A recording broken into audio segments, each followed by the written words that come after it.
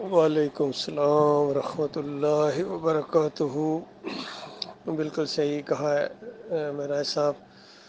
دیکھیے، ڈاکٹر صاحب رحمۃ اللہ علیہ کی کوئی بھی تقریر سننے سے نا، ایک تو علم میں بہت بڑا اضافہ ہوتا ہے، کیونکہ بڑا زبردست علم ہمیں ملتا ہے، قرآن و حدیث کی صحیح تفسیر سامنے آتی ہے، ہمارے ایمان کی بیٹری چارج ہوتی ہے، اور ساتھ ہی روشنی کی اور امید کی ایک کرن سی پیدا ہو جاتی ہے، اور پھر اللہ سے محبت بڑھتی ہے، نبی علیہ السلام سے محبت بڑھتی ہے، آخرت کا شوق پیدا ہوتا ہے، جہنم کا خوف پیدا ہوتا ہے، انسانیت کی خیر خواہی پیدا ہوتی ہے، کیونکہ ڈاکٹر صاحب کے اندر یہ ساری چیزیں اللہ تعالیٰ نے کوٹ کوٹ کے بھری ہوئی تھیں۔ اور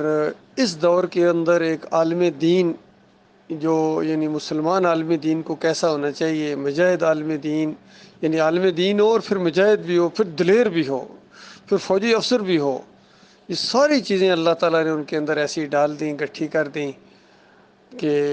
یہ ہمارے لیے بہت بڑی اللہ کی رحمت ہوئی ہے، اللہ کی شفقت ہوئی ہے، اس کی قدر کرنی چاہیے،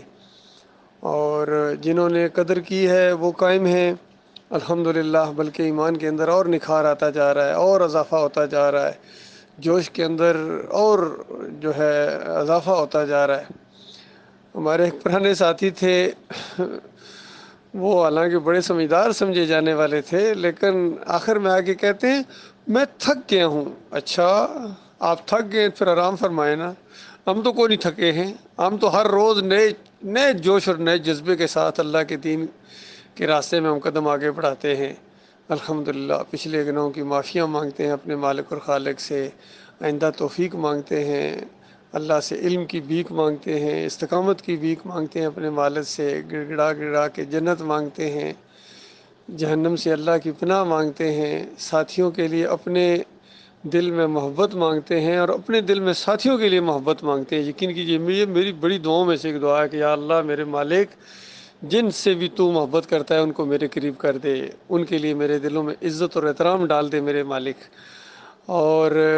ان کے دلوں میں میرا عزت اور احترام ڈال دے اور میری محبت ڈال دے مالک، اور کوئی ایسے اعمال کرنے کی توفیق عطا فرما مالک کہ بس تیرے پیارے بن جائیں،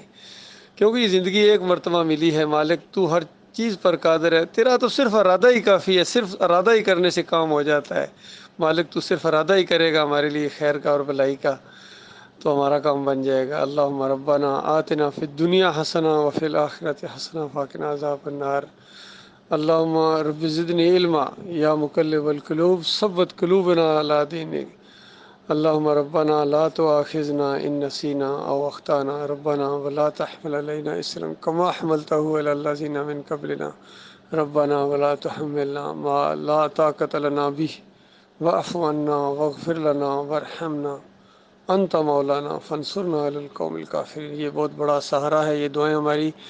دعائیں یاد رکھیں میرے بھائیو، دعا جو ہے نا یہ بہت بڑی عبادت ہے، بلکہ سب سے بڑی عبادت دعا ہے، اور عبادت کا بلکہ نچوڑ ہے۔ ایک حدیث کے اندر ہے عبادت کا نچوڑ ہے، ایک حدیث کے اندر ہے عبادت کا مغز ہے، اور ایک حدیث کے اندر ہے یہ دعا یہی تو عبادت ہے، اس انداز سے یہ آئی ہیں۔ تو عبادت یہ جو ہے اس کو اللہ تعالیٰ نے اس انداز سے بھی قرآن میں بیان کیا ہے، قال ربکم ادعونی، تمہارا رب کہتا ہے مجھے پکارو، استجب لکم ان الذین یستکبرون عن عبادتی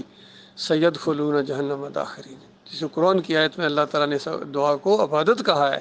مالک فرماتا ہے مجھے پکارو، میں تمہاری دعاؤں کو قبول کرتا ہوں، جواب دیتا ہوں، اور جو میری اس عبادت کا انکار کرتے ہیں، یعنی دعاؤں سے انکار کرتے ہیں، نہیں مجھے پکارتے، میں ان کو ذلیل کر کے جہنم کی آگ کے اندر ڈالوں گا۔ ایک حدیث کے اندر آتا ہے نبی علیہ السلام فرماتے ہیں اللہ تعالیٰ ناراض ہوتا ہے اس بندے سے جو اس سے نہیں مانگتا ہے۔ بتائیے کتنی بڑی بات ہے، کتنی بڑی بات ہے، اللہ سے نہ مانگنا ہی بہت بڑا جرم ہے، یہ جائے کہ کسی اور سے مانگا جائے، کسی اور سے مانگا جائے تو یہ تو جرم عظیم، جسے ظلم عظیم کہا گیا، شرک عظیم کہا گیا، ظلم کہا گیا، بہت بڑا ظلم ہے اللہ کے علاوہ کسی اور کو پکارنا، یا علی مدد کہنا، یا رسول مدد کہنا، یا غوث مدد کہنا، پھر ان کے واسطے وسیلے کہ یا اللہ ان کی وجہ سے دے، ان کے صدقے دے، بے حرمت فلاں، بے حق فلاں، یہ سب ایک ہی قسم کا شرک ہے، صرف الفاظ بدلی ہوئے ہیں، اس کا فلسفہ ایک ہے، یا اللہ فلاں کے صدقے دے، یا اللہ فلاں کی حرمت کی وجہ سے دے، یا اللہ فلاں کے وسیلے سے دے، یا فلاں کے